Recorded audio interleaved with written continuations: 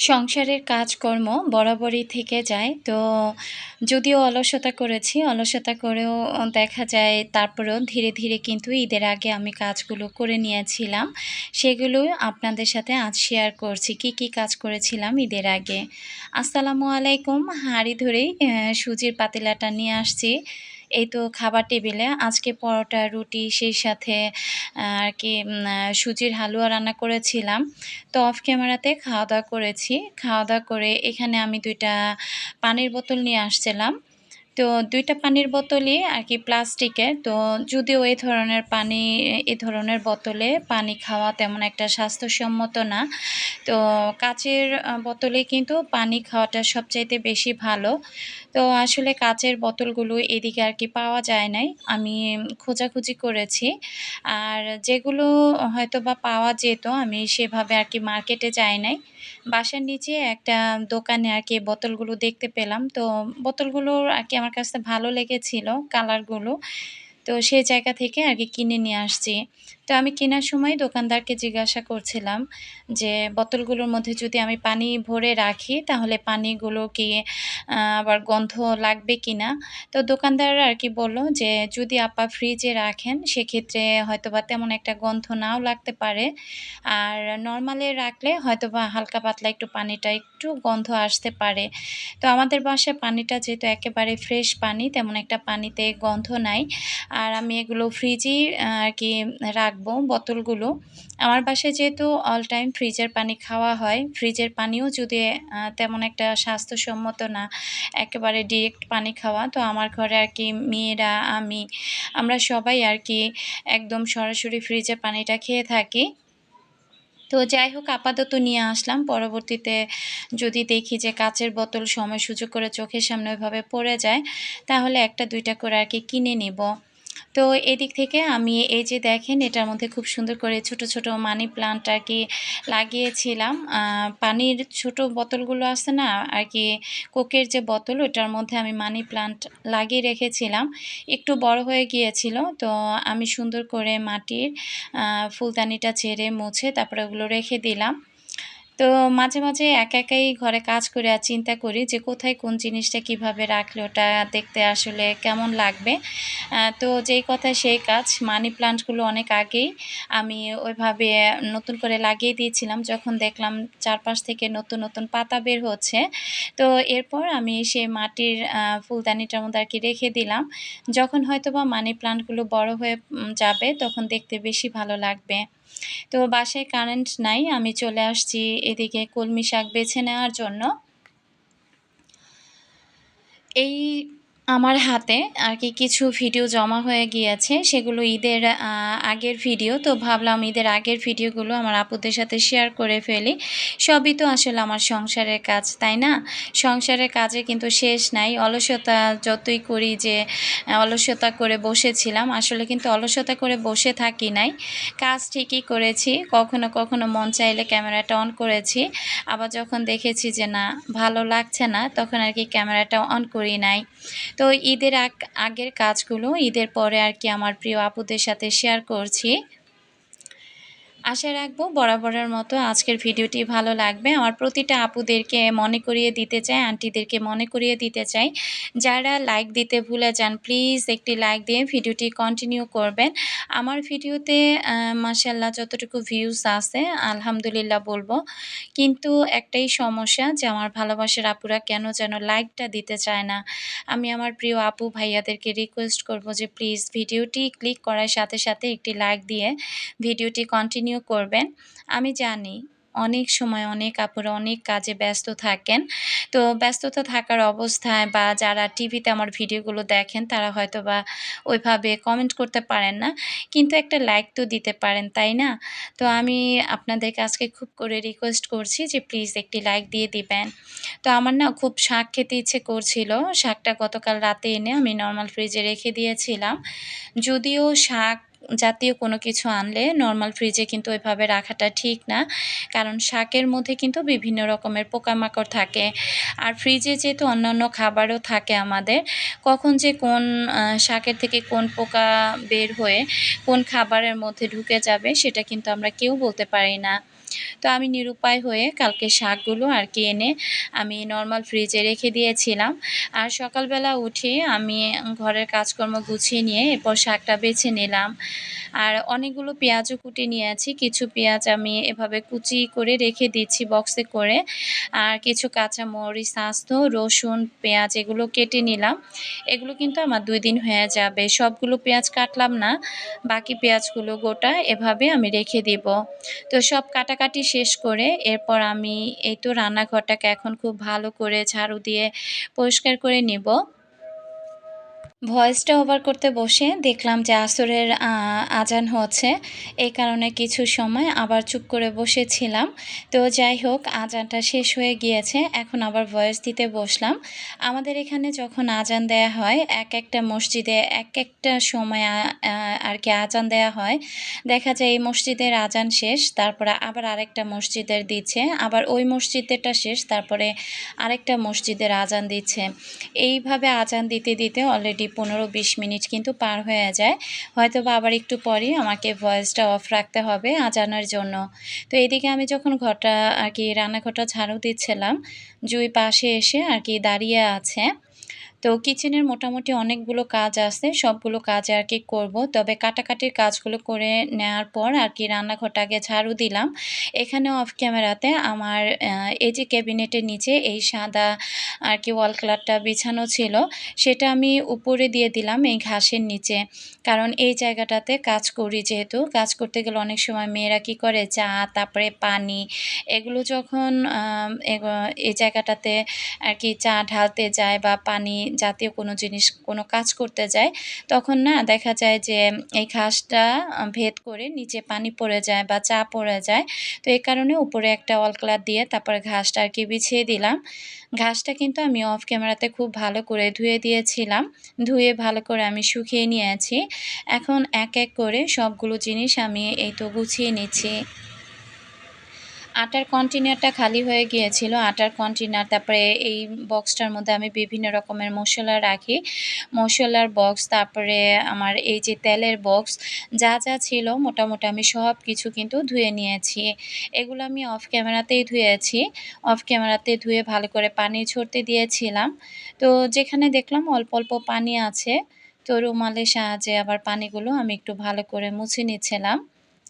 এই কাজগুলো যদি এখন না গুছিয়ে নেই, তাহলে কাজগুলো পড়েই থাকবে। পরবর্তীতে দেখা যাবে কি যে এই কাজগুলো আবার করে নিতে আমার একটু অলসতা ধরে যাবে। আমি যখন কাজ করি তখন একটানা কিন্তু কাজ করতেই থাকি। তো এভাবে কাজ করে নিলে আর নিজের মধ্যে তেমন একটা অলসতা কাজ করে না। আসলে সকাল থেকে এগুলো যখন ধোয়াধুয়ি করছিলাম, বাসায় কারেন্ট ছিল না। তো ভাবলাম যেহেতু কারেন্ট নাই, এখনও কিন্তু কারেন্ট নাই। তো এই কাজগুলো যদি কারেন্ট ছাড়া করতে যাই, অনেকটা অন্ধকার আসবে। যতটুকু না করলেই না, ততটুকুই কারেন্ট ছাড়া আর কি ক্যামেরা অন করে কাজ করেছি। তো এই যে দেখেন ছোট ছোট বাটিগুলো, এগুলোর মধ্যে আমি বিভিন্ন রকমের মসলা রেখে দিয়েছি। তো দেখলাম যে উপরে একটু হালকা কেমন যেন ময়লার মতো লেগে আছে। এ কারণে আমি আবার এই রুমালটা দিয়ে ভালো করে প্রত্যেকটা আর কি এই ছোট ছোট বাটিগুলো আমি পরিষ্কার করে দিলাম। আর মসলার বক্সটাও অনেকটা ময়লা হয়েছিল। তো এই বাটিগুলো একদিকে সুবিধা আছে, যদিও বাটিগুলো ছোট ছোট। তো ছোট ছোট হাতে একদিকে ভালো কি যে এখানে আমি বিভিন্ন রকমের মসলা রাখতে পেরেছি। কালো গোলমরিচ, তারপরে এলাচ, লং, দারচিনি, জিরা, তারপরে গরম মসলা, সাদা কা গোলমরিচ। তো অনেক কিছুই কিন্তু একটার মধ্যে রাখা যায়। আসলে মসলার তো আর শেষ নাই। আর এই যে এখন আমি একটা নতুন টিস্যু দিয়ে এখানে আমি তেলের জারটা খুব ভালো করে আমি অফ ক্যামেরাতে একদম সাবান দিয়ে গরম পানি দিয়ে ধুয়ে নিয়েছিলাম উপর থেকেই আর কি ২ টা তেলের বোতলই। তো এগুলো এখন গুছিয়ে নিলাম। তো তেলের বোতলটা অনেকটা তেল কাস্টে হয়ে গিয়েছিল, নিজের কাছেও ভালো লাগতেছিল না। তো অফ ক্যামেরাতে কিন্তু অনেকগুলো কাজ করেছি। আর আটা ছিল না, আসলে আটা আরও আনতে হবে। তো এখন ১ কেজি আপাতত নিয়ে আসলাম। দেখা যায় কি যখন তখন তো রুটি খেতে হয় বা এটা সেটা নাস্তা বানাতে গেলেও বিকালে হালকা পাতলা একটু আটার প্রয়োজন পড়ে যায়। অনেক সময় আটা দিয়ে চিনি দিয়ে আর কি সুন্দর করে না আর কি মিষ্টি জাতীয় একটা গোল গোলা তৈরি করে নেই। ওটা আবার আমার ছোটো মেয়ে খেতে অনেক পছন্দ করে। তো যাই হোক, সবসময় তো আর সব কিছু এভাবে আপনাদের সাথে শেয়ার করি না। যেহেতু সকাল থেকে বেশিরভাগ আমার কাজগুলো আমি আপনাদের সাথে শেয়ার করে থাকি, সেই জায়গা থেকে চেষ্টা করি একদম সকাল থেকে দুপুর পর্যন্ত কি কি কাজ করেছি সেগুলোই আপনাদের সাথে শেয়ার করার জন্য। তো যাই হোক, আর আমি ফ্রিজে যে অল ক্লথগুলো বিছিয়েছিলাম সেখানকার 2 টুকরো অল ক্লথ এই ক্যাবিনেটের নিচের অংশে বিছিয়ে দিয়েছি। সাদা জিনিস খুব দ্রুত কিন্তু নষ্ট হয়ে যায় বা ময়লা হয়ে যায়। এই কারণে আমি ওই অল ক্লথগুলো আসলে এই ক্যাবিনেটের আর কি সবুজ ঘাসের নিচে আর কি দিয়ে দিলাম। আর এই যে চামচ হোল্ডারগুলো যে ধুয়েছিলাম দেখেন কতটা চকচকে হয়েছে, এগুলো আমি জায়গা মতো আবার রেখে দিলাম। তো যাই হোক, আসলে গাছ পছন্দ করি, এ কারণে গাছ যেখানে সেখানে আমার গাছ রাখতে আর কি ভালো লাগে। আর পানির কেতলিটাও ধুয়ে দিয়েছিলাম, তো পানির কেতলিটা এখন আমি এই জায়গায় রেখে উপরে একটা রুমাল দিয়ে তারপর আর কি রেখে দিব। সংসার মানেই তো কাজ। আসলে আমরা গৃহিণীরা যে কত শত কাজ করি, তার আগে দেখেন যেহেতু কোরবানি ঈদ, তো যদিও কোরবানি আমি দিব না বা কোরবানি দেওয়া হয় নাই, তো সেই জায়গা থেকে আসলে আদা রসুন তো ব্লেন্ড করতেই হবে। এমনিতেও তরকারি রান্না করার জন্য আদা রসুন ব্লেন্ড করতে হবে। তো আদা রসুনগুলো আমি গতকালকে রাতে আর কি বসে তারপরে আদা রসুন ছিলে রেখেছিলাম। তো আমার যেহেতু এগুলো ঈদের আগের ভিডিও, আবার গতকাল রাত বললে ভাববেন না যে কেউ ঈদের পরে বিথি আপু আবার আদা রসুন ব্লেন্ড করেছে। তো এখানে প্রায় হাফ কেজি আদা আর হাফ কেজির মতো রসুন। তো দেখলাম রসুনের দামটা একটু কম আছে, এই কারণে কিন্তু আমি 2 কেজি রসুন একেবারে কিনে নিয়ে এসে রেখে দিয়েছি। তো এই 2 কেজি রসুন আমার কিন্তু অনেক দিন চলে যাবে। তো এখানে এটা যেহেতু দেশি রসুন, তো দেশি রসুনটা একটু কম হলেও আর কি সমস্যা নাই। দেশি রসুনগুলো কিন্তু একটু ঝাঁঝালো বেশি হয়। আর যদি ইন্ডিয়ান রসুন হয় সেক্ষেত্রে আমি আদা রসুন ব্লেন্ড করতে গেলে তখন দেখা যায় একদম সমান সমান দেই। তো আজকে আদাটাই একটু পরিমাণে বেশি আছে, রসুনের পরিমাণটা একটু কম আছে। তো আমাকে একটু চিলি ফ্লেক্সও তৈরি করতে হবে। তো ঈদের আগে যে কত শত কাজ আমাদের মেয়েদের থাকে, আসলে একদিকে যেমন পরিষ্কার পরিচ্ছন্নর কাজ, অন্যদিক থেকে এই যে মশলাপাতির আয়োজন করা, তো কাজের কিন্তু আসলে শেষ ছিল না। তো আমি এই যে এত বড় একটা ভিডিও আমার আপুদের সাথে শেয়ার করেছি, আমি জানি না যে কার কার কাছে এত বড় একটা ভিডিও দেখতে ভালো লাগবে। একদিনে যে কত রকমের কাজ করি আসলে, যতক্ষণ পর্যন্ত সকালে ঘুম থেকে উঠে নাস্তা করার পর হাত দুটো মনে হয় একদম চলতেই থাকে। রাতে ঘুমানোর আগ মুহূর্ত পর্যন্ত মনে হয় হাত দুটো আর নিস্তব্ধ হয় না। এত কাজ করি, তারপরও মনে হয় কাজ শেষই হয় না। আবার পরের দিন সকাল হলেই দেখা যায় নতুন কাজের আর কি উৎপত্তি হয়। তো যাই হোক, আমি এই র্যাকটার মধ্যে এভাবে কিছু জার রেখেছি। আর এখন আমি মরিচগুলো হালকা আর কি টেলে নিব।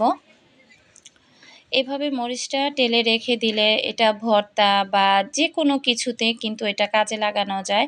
মরিচটা আর কি ভাজা থাকলে। তো দেখা যায় মাঝে একটু আমের ভর্তা, তেঁতুলের ভর্তা, এগুলো খেতে গেলেও কিন্তু একটু মরিচের গুঁড়া দরকার হয়। তো এটা আমি আর কি ব্লেন্ডারে একবারই আর কি প্রেস করে যতটুকু গুঁড়ো হয় ততটুকু আর কি করে নিব। 2 থেকে 3 সেকেন্ডের মতো আর কি একটু প্রেস করে নিলেই হয়ে যাবে। তো মরিচগুলো একেবারে মচমচে ছিল। আমি অনেকটা টাইম আর কি এই তাওয়ার মধ্যে রেখে দিয়েছিলাম। এগুলো কিন্তু বাজারে এই চিলি ফ্লেক্স বলে এটাকে আর কি। বাজারে কিন্তু চওড়া দাম দিয়ে এগুলো কিনতে হয়। তো দরকার কি একদম ফ্রেশ জিনিসটা যদি ঘরে বানিয়ে খাওয়া যায়, বাজার থেকে না কিনে খাওয়াটাই আমি মনে করি বেটার। কারণ যে জিনিসটা আমি ঘরে বানাতে পারবো বা যেটা আমার পক্ষে বানানো সম্ভব, সেটা এত দাম দিয়ে কিনে আনার তো কোনো দরকারই পড়ে না। তো এই তো আমি কিন্তু এখানে 2-3 সেকেন্ড করে আর কি সুন্দর করে ব্লেন্ড করে নেওয়ার পর দেখলাম কয়েকটা মরিচ আবার আস্ত ছিল। তো সেগুলো আবার আমি একটু আলাদা করে হাত দিয়ে গুঁড়ো করে নিচ্ছিলাম আর কি, একটু ভেঙে নিচ্ছিলাম। তো এটা আমি এখন জারে ভরে রেখে দিব। তো এটা যেহেতু একেবারে ঠান্ডা আছে তেমন সমস্যা হবে না। আর যদি গরম অবস্থায় রাখা হয় জারে ভরে মুখা আটকিয়ে, তাহলে কিন্তু চিলি ফ্লেক্সটা ঘেমে নষ্ট হয়ে যাবে। জিরা বলেন, তারপরে চিলি ফ্লেক্স বলেন, যে কোনো জাতীয় গুঁড়া মশলাই যদি গরম গরম ভাঙানোর পর কিন্তু একটা গরম ভাব থাকে, তো ওই গরম ভাব অবস্থায় জারে ভরে রেখে দিলে ওগুলো কিন্তু নষ্ট হয়ে যায়। তো ভালো করে ঠান্ডা করে তারপরে কিন্তু মোখাগুলো লাগিয়ে রাখলে ওই জিনিসটা কিন্তু অনেক দিন পর্যন্ত ভালো থাকে। তো এখানে আমি আদা রসুন ব্লেন্ড করেছি, চিলি ফ্লেক্স করেছি। এখন আমি ব্লেন্ডারটা একটু ভালো করে মুছে তারপরে রেখে দিব। কারেন্ট চলে আসছে, আর কারেন্ট আসার পর তাও ভিডিওর কোয়ালিটিটা একটু ভালো আসছে। আর ওইদিকে দেখেন আমি কি করেছি, ওই যে একটা সাদা জারে আমি মানি প্লান্ট লাগিয়েছি, ওইটার মধ্যে না আগে আমি আদা রসুন বাটা রাখতাম। তো হঠাৎ করে ওই দিন দেখলাম মুখা যে লাগানো হতো, যেটা দিয়ে মুখাটা টাইট দেওয়া হতো, তো ওইটার একটা সাইডের অংশ যেটাতে আর কি ভালো করে প্যাঁচ দিয়ে লাগানো হতো, ওটা না নষ্ট হয়ে গিয়েছে। তো দেখলাম যে জিনিসটা আসলে যদিও ঘোলাটে হয়ে গিয়েছে, দেখতে ভালোই লাগছিল। তো ভাবলাম এটা না ফেলে দিয়ে আমি একটা কাপের মধ্যে আর কি মানি প্লান্ট লাগিয়েছিলাম। পরে কাপটা আবারও ওই ছোট্ট জারটার মধ্যে আর কি রেখে দিয়েছি। দেখতে ভালোই লাগছে, খারাপ লাগছে না। চাইলে আমি সরাসরি ওখানেও মাটি দিয়ে কিন্তু মানি প্লান্ট লাগাতে পারবো। তো এই দিক থেকে আমি সব কিছু এই তো ভালো করে এখন ধুয়ে নিয়েছি। যখন যে কাজটা করছি সাথে সাথে কিন্তু আমি সাবান দিয়ে ভালো করে পরিষ্কার করে নেওয়ার চেষ্টা করি। কারণ আমার সিঙ্কের এরিয়াটা যেহেতু একেবারে ছোট, এখানে যদি আমি একটা দুইটা করে থালা বাসন বা যে কোনো জিনিস আমি জমাতে থাকি, জমতে জমতে দেখা যাবে এত এত জিনিস জমা হয়ে গিয়েছে যে পরবর্তীতে আমার ধুয়ে এগুলোকে রাখতে গেলে কিন্তু অনেকটা জায়গার আর কি প্রয়োজন হবে। তো এই তো আমি সব কিছু এখন ধুয়ে নিলাম। আর একদিক থেকে ধুয়ে রাখছি, যখন যেটার পানি ঝরে যাচ্ছে, শুকিয়ে যাচ্ছে, তখন ওইটা আবার সাথে সাথে গুছিয়ে আবার জায়গা মতো আমি রেখে দিচ্ছি। আমি কিন্তু আমার ছোট ক্যাবিনেটটা সরিয়েও আমি ওই পাশটাও ঝাড়ু দিয়ে একদম সাবান পানি দিয়ে ফ্লোরটা খুব ভালো করে মুছে নিয়েছিলাম। তারপরে আমি কিন্তু ঘাসটা বিছিয়ে দিয়েছি। আস্ত যে পেঁয়াজগুলো আমি কুটে রেখেছি ওগুলো আমার অনেক দিন চলে যাবে। আর 2 বাটিতে করে আমি আদা রসুন বাটা রাখলাম। যেটাতে বেশি রেখেছি ওটা আমি ডিপ ফ্রিজে রাখবো, আর যেটাতে অল্প আছে সেটা নর্মাল ফ্রিজে রেখে দিব। এর মধ্যে দেখতে পেলাম ঝুম বৃষ্টি, আর যেহেতু ঈদের আগ মুহূর্তের ভিডিও ছিল, তা আমি বৃষ্টি দেখতে দেখতে হঠাৎ করে দেখতে পেলাম যে একটা ট্রাকে করে অনেক মানুষ এই যে দেখেন বাড়িতে যাচ্ছে, একদম ভিজে ভিজে বাড়িতে যাচ্ছে। তো এটা দেখে আমার জুই আর আমি বারান্দায় দাঁড়িয়ে অনেক হাসতেছিলাম। এত মুষলধারে হঠাৎ করে বৃষ্টি নেমেছিল, তো ওই অবস্থাতে দেখলাম যে তারা কিভাবে বাড়ি যাচ্ছে, বাড়িতে ছোটে। তখন কিন্তু জানেরও তেমন একটা তারা মায়া দয়া করে না, আর এ কারণে কিন্তু এত এত দুর্ঘটনা ঘটে থাকে। তো ফেসবুকে এবার দেখলাম যে দুর্ঘটনা কমই, তারপরেও কিছু কিছু দুর্ঘটনা দেখেছি যেগুলো দেখলে কিন্তু আসলে মন খারাপ হয়ে যায়, ভালো লাগে না। আসলে আসলে মানুষের হায়াত মতের কথা কেউ বলতে পারে না, এক সেকেন্ডের কোনো ভরসা নাই। এদিক থেকে আমি কিন্তু গোসল করে নিয়েছি, গোসল করে তারপর আমি রান্নাঘরে আসছি। তো আমি ভাতের চালটা আগেই ভিজিয়ে রেখেছিলাম। ভাত রান্না করতে গেলে ভাতের চালটা যদি আগে ভিজিয়ে রাখা যায় তাহলে কিন্তু সে ভাতটা অনেকটা ঝরঝরে হয়, ভাতটা খেতেও ভালো লাগে। তো আমি এদিকে চালের পানিটা রেখে দিচ্ছি। অনেক দিন হয় গাছে কোনো পানি দেওয়া হয় না, তো ভাবলাম যে গাছে কিছু চালের পানি আর কি দিয়ে দেই। দিব করে চালের পানিটা আমি ধুয়ে চাল ধুয়ে আর কি পানিটা ফেলে দিই, রাখার কথা মনেই থাকে না। তো আজকে এর জন্য বোতলটা একেবারে হাতের কাছেই রেখেছি। তো এই পানির সাথে আমি আরও কিছু পানি মিক্স করে আমি যতটুকু পারি সে গাছের গোড়ায় আর কি দিয়ে দিব। এক একটা দিন এক একটা গাছে 2-3টা করে গাছে দিলে এরকম 2-3 দিন দিলেই কিন্তু হয়ে যায়। তো আমি এদিকে এই তো ভাতটা বসিয়ে দিলাম কারেন্টের চুলায়। এখন দেখলাম আবারও সুইচে যেন কি সমস্যা হয়েছে, তো চালটা ধুয়ে ওইভাবে আমি কারেন্টের চুলার মধ্যে রেখে দিলাম। তো সুইচের মধ্যে দেখলাম যে অনেক পিঁপড়ে হয়েছে ভিতরের অংশে আর কি, এই কারণে সুইচটা জ্বলতেছিল না। আর এই তো কলমি শাক আমি সবগুলোই রান্না করে নিয়েছি। শাকটা যেহেতু হয়ে গিয়েছে, এখন আমি শুকনা মরিচ, রসুন, পেঁয়াজ দিয়ে ফোড়ন দিয়ে নিব। শাকটা খেতে কিন্তু মাশাআল্লাহ অনেক মজা হয়েছিল, আর অনেক দিন পর আর কি শাক খেয়েছি। তো আসলে কি শাকটা যেহেতু বিকেল দিকে উঠে, বিকেল দিকে আমার বাইরে নামতে তেমন একটা ভালো লাগে না, কারণ ওই সময় সব অফিস ছুটি হয়ে যায়, এত মানুষের ঢল থাকে, হাঁটতে গেলেই মনে হয় অবস্থা খারাপ হয়ে যায়। এ কারণে বিকেল দিকে আমি পারতপক্ষে তেমন একটা নামিই না। তারপরে গতকাল অনেক রাতের বেলা নেমে এই শাকগুলা পেয়েছিলাম, তাই আর কি নিয়ে আসছি। আর শাকগুলো দেখলাম যে না খেতেও ভালো হয়েছে, আবার রান্না করার পর একেবারে কমে অল্প হয়ে গিয়েছিল। আমি তো মনে মনে ভাবতেছিলাম যে 2 আঁটি শাক, এতগুলো শাক আসলে আমাদের ঘরে খাওয়া হবে কি না।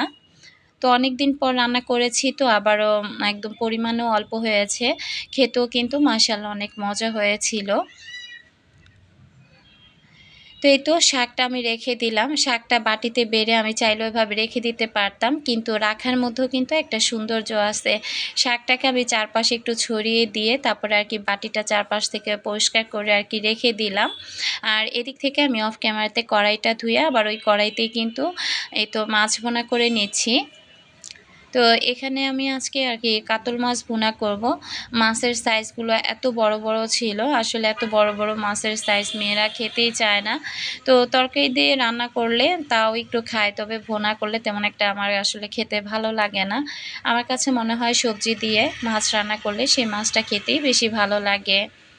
তো যাই হোক, আমি যেহেতু আমার কিছু পুরাতন ভিডিও রয়ে গিয়েছিল, সেই ভিডিওগুলো যেহেতু আপনাদের সাথে শেয়ার করছি। আর আমার ঈদের যে ভিডিওগুলো সেগুলো আমি মিনি আকারে, শর্ট আকারে আমি রিলস হিসেবে কিন্তু ভিডিওগুলো আমার আপুদের সাথে শেয়ার করছি। তো যতটুকু পেঁয়াজ কেটেছিলাম মোটামুটি পেঁয়াজ শেষ হয়ে গিয়েছে। মাছ ভুনা করতে গিয়ে আবার আগামীকাল আমাকে পেঁয়াজ আর কি কুটে নিতে হবে। আর এই তো মশলা ভালোভাবে কষিয়ে এখন আমি মাছগুলো দিয়ে দিলাম। তো মাছের সাইজটা যেহেতু বড় ছিল, তো সেক্ষেত্রে আর তেমন একটা ঝামেলা হবে না। দেখা যায় মেয়েরা এত বড় মাছ খাবে না, অর্ধেক যদি এবেলা খায় আর অর্ধেক ওই বেলা খেয়ে নিবে। এই 4 পিস মাছ কিন্তু আমাদের সবার খুব সুন্দরভাবে হয়ে যাবে। তো এই তো আমি মাছে পানি দিয়ে দিলাম। ঝোলটা শুকিয়ে আসলে নামানোর আগে আমি একটু জিরার গুঁড়া আর একটু টমেটো দিয়ে আর কি নামিয়ে নিব। তো অল্প কিছু টমেটো আমি ফ্রোজেন করেছিলাম, আর কাঁচামরিচ দিয়ে দিলাম, জিরার গুঁড়া দিয়ে দিলাম। তো আমার কিন্তু রান্নাবান্না শেষ, আর আমি দেখতে দেখতে ভিডিও শেষ প্রান্তে চলে আসছি। আজকের মতো বিদায় নিলাম। আল্লাহ হাফিজ, আসসালামু আলাইকুম।